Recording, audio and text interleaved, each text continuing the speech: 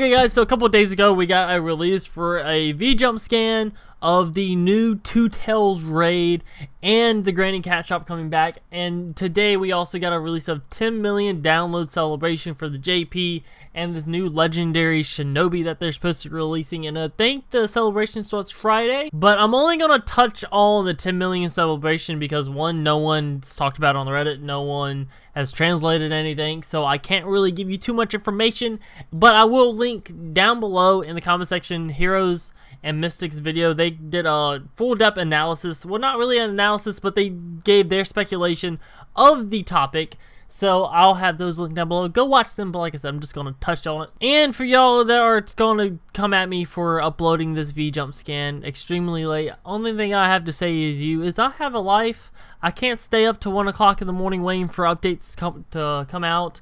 I have a lot of schoolwork to do. I'm in college, if you didn't know, and I've been sick for the past week, so that's why the uploads have been slack. So the first set of information that we got from the V-Jump scan is that we are getting the Two Tails, or Yukito. I don't really know how to say her name. Don't hate me for it. But this Two Tails, I don't want to say it's one of my favorite characters, because she's not really, I like Hanzo a lot better than Yukito, than the Two Tails, but the Two Tails art, it looks really amazing to me. But apparently this is going to be a heart raid, and then of course the final stage you're going to face the Tail Beast, and the second stage you're going to face the Jinchuuriki form, which is actually Yukito. And if you look over to the left side of the screen, you can actually see that she has some type of character ability. I don't know what that really is. It may be the same thing that Kisame did, where you couldn't switch your characters or you couldn't build chakra. I can't really see it too well because it's kind of blurred, but she's going to have some special ability to where you're not going to be able to do something, but it also looks like she isn't able to do the exact same thing, so that's pretty interesting to see. I don't think anyone pointed that out in any of the videos. I'm not too sure though. Final and biggest thing is that they're coming back with the Granny Cat Shop. Now I'm really hyped for this is because they're actually doing the Granny Cat Shop, it seems like, the way I wanted it done in the first place. If you didn't know, the first Granny Cat Shop that came, you would summon characters, and then when you summoned, you got a certain number of points per single and per multi, and then you use those points in order to buy 6-star characters. Now that was pretty cool, but what everyone thought it was actually going to be is kind of like Naruto's version of the Baba Shop. So we don't know if it's going to be exactly like this, but from what it seems like, you use the new game mode to earn these bronze coins, and then you use those bronze coins to buy certain things. Now we also got a release of another part of the V-Jump scan. It was the same one, and they had the character, not the character specific, but the elemental specific limit break crystal, so like a heart crystal and stuff like that. They had those there, so that looks really cool, because let's say the event's not out and you can't get a certain crystal or certain ramen cups, maybe you'll be able to grind this event and then buy them off the shop. Now that would be really interesting, and I really would like to see that itself. Now, about the whole new game mode that's actually out, besides the fact that you're going to be able to earn these bronze coins from the game mode, it's supposed to be released in the Japanese spring, which is like a month maybe, I'm not too sure.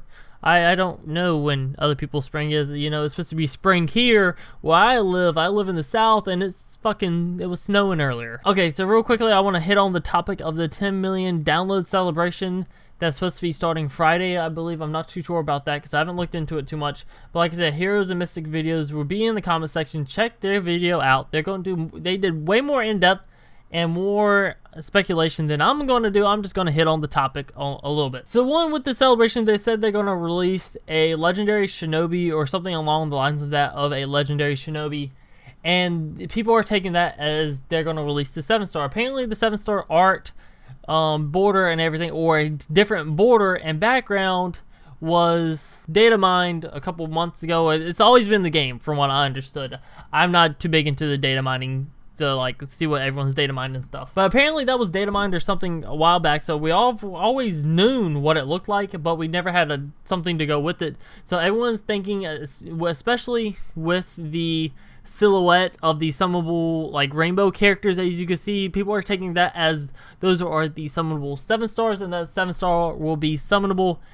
If that happens, Bandai, you would ruin the game. Now the reason I said Bandai will ruin the game if they did that along that terms is because, one, everyone should experience a 7-star first before they try to grind for a 7-star, or this is not really even grinding, it's getting lucky to pull one. A advanced player like me or Mystic or Hero or someone or anyone, that means we don't have a chance of getting this new 7-star if it's summonable. Now, why should a advanced player not be able to get it, but someone that's never played the game for maybe only a week or maybe just started the game gets a lucky summon off and gets a 7-star? Now, yes, that would be great for them. And yes, I think they're going to do summonable 7-stars in the future, but I'm going to compare this to Dokkan. So what Dokkan did, if I remember correctly, is that they did the LR Goku, which was farmable. And then they did the LR Androids, which was farmable and from free-to-play summons, from the friend summons.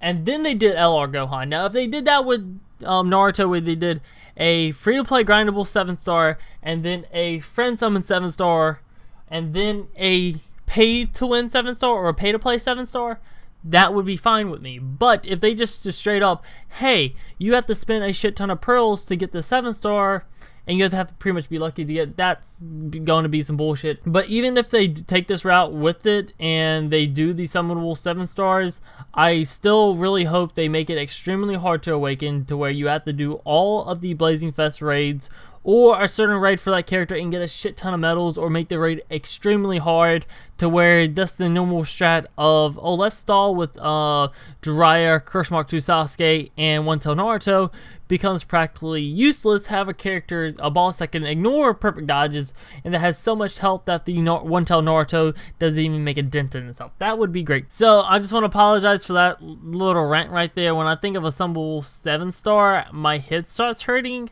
and it hurts to begin with, so I got kind of cranky when I was talking about it, so I want to apologize for that. But anyway, guys, if you enjoyed the video, make sure you drop a like. I'm sorry for all the late information. I'm also sorry for just rambling with that last part. I promise that the uploads will go back to schedule. I caught up on most of my schoolwork, and I'm going to keep my schoolwork ahead so that way I don't fall behind and then cannot upload. I'm going to pre-record and everything like I was doing when my channel first started going up in the ranks, as you could say anyway. But anyway, guys, I'll see you the fuck later. Peace.